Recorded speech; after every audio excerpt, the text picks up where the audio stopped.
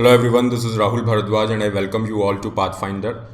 सो ये जो वीडियो है यहाँ पे हम बात करेंगे G7 जो ग्रुप ऑफ 7 नेशंस हैं, जो one of the most advanced economies हैं वर्ल्ड की। यहाँ पे आपका यूनाइटेड स्टेट्स है, कनाडा है, यूरोप में आप देखोगे United kingdom, France, Italy, Germany है और एशिया से जापान है। ये 7 वर्ल्ड की बहुत ही एडवांस्ड इकोनॉमीज़ हैं, इनका ये ग्रुप है, दैट इज़ G7।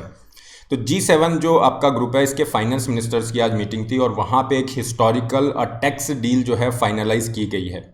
ये टैक्स डील बहुत ज़्यादा इंपॉर्टेंट है, specially in the context of taxation of MNCs, जैसे आपका एप्पल है, फेसबुक है, इस तरह की जो बड़ी बड़ी MNCs हैं, स्पेशली जिनका डिजिटल काफ़ी प्रेजेंस है, डिजिटल सर्विसेज वो प्रोवाइड करा रही हैं। उस कॉन्टेक्स्ट में ये बहुत इंपॉर्टेंट डिसीजन यहाँ पे इन्होंने लिया है। एक मिनिमम कॉर्पोरेट टैक्स की यहाँ पे इन्होंने बात फाइनलाइज की है। तो इस कॉन्टेक्स्ट में इस पूरे इशू को देखेंगे इंटरनेशनल टैक्सेशन के हिसाब से बहुत इंपॉर्टेंट इशू है।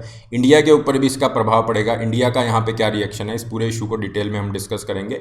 Before we move, this is a brief introduction about me. ये टेलीग्राम चैनल है, इस पर आप मुझे फॉलो कर सकते हैं। इस सेशन से related PDF and other material you can definitely find here. Unacademy पे फ्री क्लासेस के लिए मुझे इस लिंक पे आप फॉलो कर सकते हैं। देखिए, आज की जो G7 की मीटिंग फाइनलाइज हुई है, यहाँ पे 2 मेजर डिसीजन लिए गए हैं। 2 मेजर डिसीजंस यहाँ पे लिए गए हैं। एक डिसीजन ये है जिसमें G7 ग्रुप्स ये कह रहे हैं कि हमने एक डील फाइनलाइज की है जहाँ पे हम क्या करेंगे, टैक्सेशन करेंगे मल्टीनेशनल कंपनीज़ का। क्यों मल्टीनेशनल कंपनीज़ को ये टारगेट कर रहे हैं? यहाँ पे ये एक प्रैक्टिस देखी जाती है कि जो बड़ी बड़ी कंपनीज़ हैं जिनके काफ़ी ज़्यादा प्रॉफिट होते हैं, तो ये अपने प्रॉफिट को शिफ्ट करती हैं, ठीक है।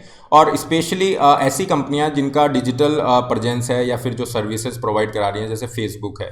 अब फेसबुक इंडिया के अंदर कोई भी सर्विसेज दे रही है तो अपना रेवेन्यू इंडिया से जनरेट कर रही है, मान लीजिए, ठीक है, इंडिया से अपना पैसा बना रही है, लेकिन टैक्स से यहाँ पे इंडिया को जो मिलना चाहिए वो नहीं मिल रहा है। तो इस तरह के इंस्टांसेस बहुत ज़्यादा देखे जा रहे हैं। तो इस प्रॉब्लम को सॉर्ट आउट करने के लिए ये जो टैक्स को अवॉइड किया जा रहा है, जिसे हम कहते हैं टैक्स अवॉइडेंस है, इसको काउंटर करने के लिए, रोकने के लिए यहाँ पे काफ़ी सारे इन्होंने मेजर्स लिए हैं।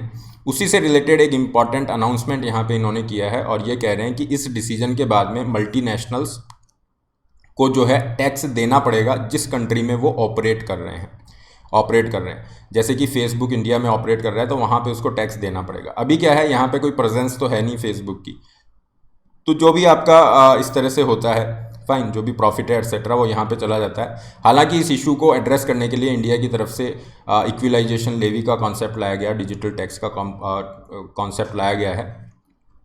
और हालांकि वो इतना एफिशिएंट अभी नहीं है और उस पर एक एग्रीमेंट नहीं है ना, कंसेंसस डेवलप नहीं हुआ है पूरे वर्ल्ड में कि किस तरह से इन सर्विसेज को हमें टैक्स करना चाहिए। तो यहाँ पे G7 ने क्या डिसाइड किया है, G7 ये कह रहा है कि जो भी आपके कंट्रीज़ हैं, है ना, जो भी कंट्रीज़ हैं उनको हम टैक्सेशन के राइट्स देंगे। और किस तरह से वो अलोकेट कर रहे हैं, वो कह रहे हैं कि आपके जो टैक्सेशन राइट हैं वो रहेंगे on at least 20% of profit. जो भी आपकी कंट्री है या नेशन है, जैसे इंडिया है, वहाँ पे कोई कंपनी अगर फंक्शन कर रही है, for example Facebook is functioning here, तो फेसबुक का जो प्रॉफिट है उसके कम से कम 20% प्रॉफिट के ऊपर आपके टैक्सिंग राइट्स रहेंगे। उस 20% प्रॉफिट पे आप आराम से टैक्स लगा सकते हो, ये मिनिमम लिमिट है। और इसके साथ इसने कहा है एक्सीडिंग ए 10% मार्जिन। तो इसका क्या मतलब हुआ, इसका मतलब हुआ कि फेसबुक या कोई भी कंपनी है, वो अगर केवल 10% ही प्रॉफिट बना रही है तो फिर आपको टैक्सेशन के राइट नहीं मिलेंगे। 10% के ऊपर जो प्रॉफिट जाएगा, एक्सीड करेगा 10% मार्जिन को, मतलब 10% के ऊपर जो आपका प्रॉफिट परसेंटेज जा रहा है उसके ऊपर आप जो है कम से कम 20% के ऊपर आप टैक्स लगा सकते हो, ये मिनिमम है। बाकी कंट्रीज़ अपने हिसाब से ज़्यादा भी लगा सकते हैं, कम भी लगा सकते हैं। तो G7 ने ये कह दिया कि हम कंट्रीज़ को टैक्सेशन के राइट दे रहे हैं एटलीस्ट 20% ऑफ प्रॉफिट पे। और इसके अलावा क्या कहा, 10% का आपको मार्जिन छोड़ना पड़ेगा।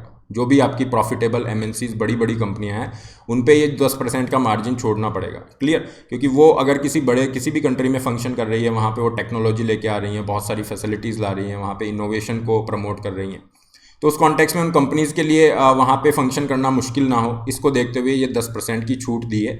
ओके, इस 10% की छूट को देने के बाद में जो भी आपका प्रॉफिट होगा उस पर कम से कम 20% के प्रॉफिट पे तो आपको राइट है ही, ज़्यादा पे भी आप ले सकते हो। अब ये कंट्री वाइज कंट्री डिपेंड करेगा, ठीक है, कितने पे वो ले रहे हैं।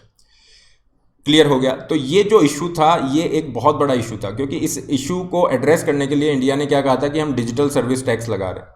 फॉर एग्जाम्पल जैसे फेसबुक है या गूगल हो गई, जो भी कंपनियां हैं, अब ये ऐड से पैसा कमा रही हैं, इनका कोई प्रेजेंस है नहीं इंडिया के अंदर। तो अब इस तरह की सर्विसेज को हम कैसे टैक्स करें, क्योंकि इंडिया को तो टैक्स का नुकसान हो रहा है। क्यों नुकसान हो रहा है टैक्स का? क्योंकि इन कंपनीज की कमाई यहाँ पे इंडिया में सर्विसेज देके हो रही है। तो अगर आप जेन्युइनली देखोगे तो इंडिया का टैक्स तो बन रहा है, लेकिन टैक्स ये नहीं दे रहे हैं। तो इस इशू को सॉर्ट आउट करने के लिए इंडिया ने इक्वलाइजेशन लेवी का कॉन्सेप्ट लाए थे 2016 में। इसको लास्ट ईयर का जो बजट था वहाँ पे और ज़्यादा वो किया गया डिजिटल टैक्स के कॉन्टेक्स्ट में, और इन सर्विसेज को टैक्स करने की बात हो रही है, जिसका यूएसए बहुत ज़्यादा विरोध कर रहा है। तो अगर ये प्रोविज़न आपका आ जाता है, जिसकी G7 बात कर रहा है, ये 20% प्रॉफिट वाला जहाँ पे राइट दिया जा रहा है, तो फिर आपका हो सकता है इंडिया भी इसके ऊपर एग्री कर जाए कि डिजिटल सर्विस टैक्स को हटाया जाए।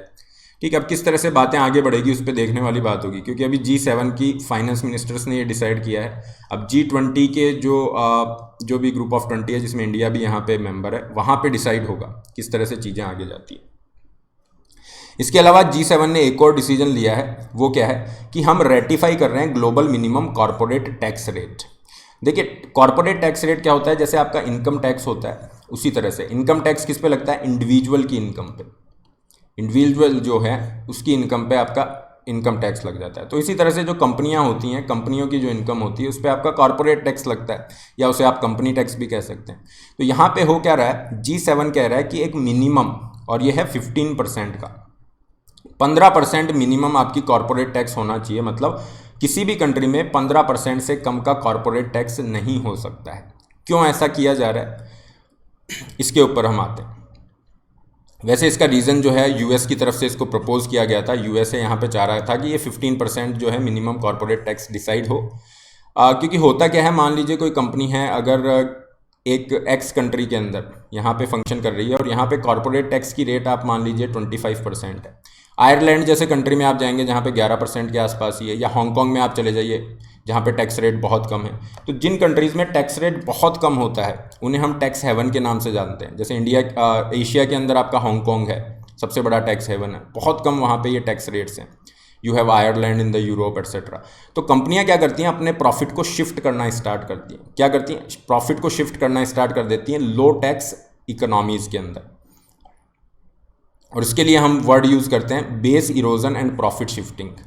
कंपनियां क्या कर रही हैं, जो लो टैक्स ज्यूरिसडिक्शन है वहाँ पे अपने प्रॉफिट को शिफ्ट कर देंगी। ये दिखाएंगी कि देखो हमारे को यहाँ से कमाई हो रही है, और उससे क्या होगा, उनको जो ज़्यादा टैक्स देना था, जहाँ पे 25-30% तक टैक्स देना था, वहाँ पे वो 10% में ही अपना इस तरह से फिनिश हो जाते हैं। तो ये जो टैक्स की बचत हो रही है, या इसे आप कहेंगे टैक्स का अवॉइडेंस हो रहा है, इसको टारगेट करने के लिए, इस पूरे इशू को डील करने के लिए यहाँ पे क्या किया गया, यहाँ पे ये डिसाइड किया गया कि मिनिमम अगर हम 15% रेट रख देते हैं तो ये बहुत ज़्यादा हेल्प करेगा। क्योंकि कोई भी कंट्री 15% से कम नहीं कर पाएगा, और उस कॉन्टेक्स्ट में क्या होगा, एक लेवल प्लेइंग फील्ड बन जाएगा।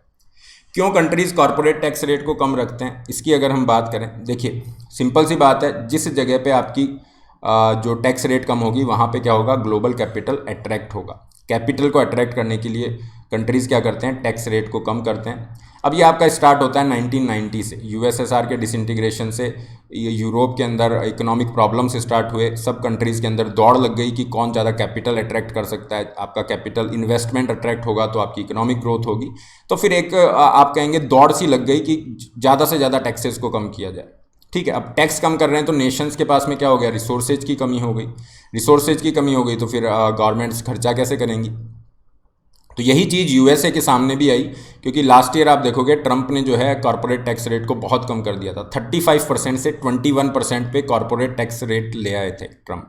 अब बाइडन क्या चाहते हैं, बाइडन इसको बढ़ाना चाह रहे हैं, 21% से 28% करना चाह रहे हैं।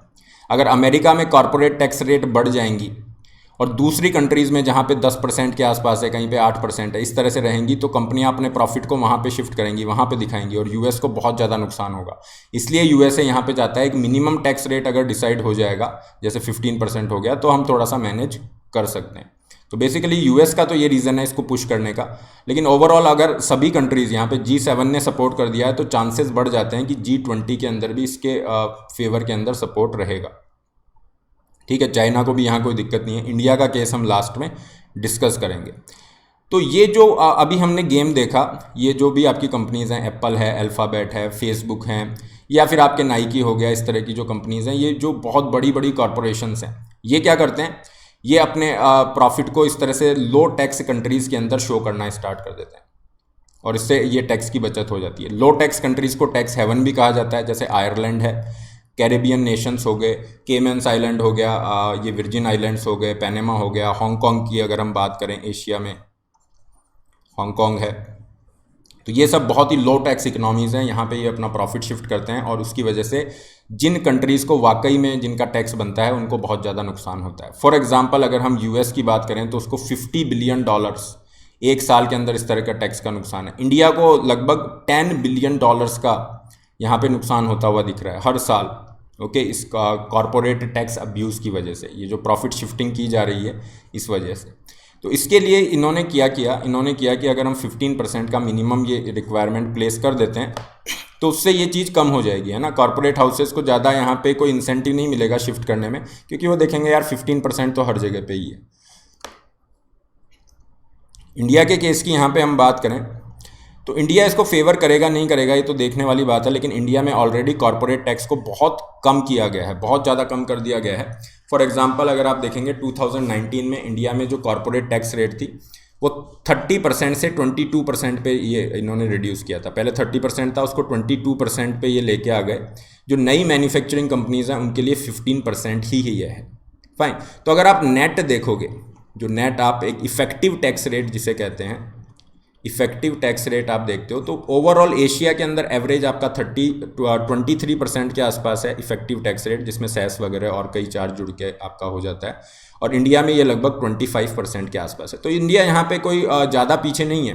पहले हमारा 30% था, फिर उसमें इफेक्टिव में आप और चीज़ें जोड़ दोगे, सेस एक्सेट्रा, तो ये 30% के भी ऊपर चला जाता है। तो अभी हमारा बिल्कुल कंपटीशन के अंदर है, तो हो सकता है इंडिया यहाँ पे निगोशिएट करे अपनी टर्म्स पे।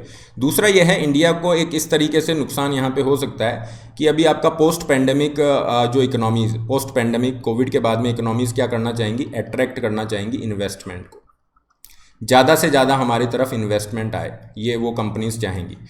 तो इस केस में अगर आपका 15% ये मिनिमम डिसाइड हो गया और फिर इस तरह से जो भी चीज़ें हैं, तो उस केस में आप कहोगे कि हाँ यार थोड़ा सा स्कोप कम हो जाता है, डेवलपिंग नेशंस के लिए स्कोप कम हो जाता है कि वो टैक्स बेनिफिट दें, अपनी तरफ इन्वेस्टमेंट को अट्रैक्ट करें, ये सब चीज़ें। क्योंकि डेवलप्ड जो नेशन है उनके पास तो काफ़ी सारे तरीके हैं, क्लियर। और इसके अलावा इंडिया के कॉन्टेक्स्ट में अगर हम डिजिटल इकोनॉमी की बात करें तो डिजिटल इकोनॉमी, ये यहाँ पे जो निगोशिएशन होंगे वो बहुत इंपॉर्टेंट होंगे। जो मैंने शुरू में आपको डिस्कशन बताया था कि किस तरह से जो डिजिटल सर्विसेज हैं उनको टैक्स करने की बात की जा रही है, वहाँ पे अगर कंसेंसस बनता है, ये इंटरनेशनल लॉ बन जाता है टैक्सेशन के अंदर, तो इंडिया को वो फॉलो करना पड़ेगा और उसी के अकॉर्डिंग हमारे जो इक्विलाइजेशन लेवी है उसके अंदर चेंजेस देखने को। अपार्ट फ्रॉम दिस अनअकैडमी के साथ आप जुड़ सकते हैं, subscription link is there in description box. ये आपका फी स्ट्रक्चर है, use the code RBLive to get 10% off. 9 जून से आपके नए बैच स्टार्ट हैं। आइकॉनिक सब्सक्रिप्शन के लिए आप जा सकते हो, ये इसका फ़ी स्ट्रक्चर है। आइकॉनिक पे ये आपका लिमिटेड सीट प्रोग्राम है जहाँ पे वीकली पर्सनल मेंटर आपको दी जा रही है। लोन फैसिलिटी का लिंक है, ये 20 बुक्स आपको फ्री मिल रही हैं। केवल ऑप्शनल के लिए भी आप जा सकते हो, ये फीस स्ट्रक्चर इस तरह से रहेगा। कॉम्बो के अंदर आपको ये हैवी डिस्काउंट मिल रहे हैं, GS और ऑप्शनल आप एक साथ ले सकते हैं। This is the fees structure here. कोई भी डाउट है यहाँ पे आप रीच आउट कर सकते हैं। हर संडे को आपका स्कॉलरशिप टेस्ट होता है। इसके अलावा आपकी 13 जून को सिविल सर्विस चैम्पियनशिप है जिसमें फुल लेंथ टेस्ट आपका दिया जाएगा।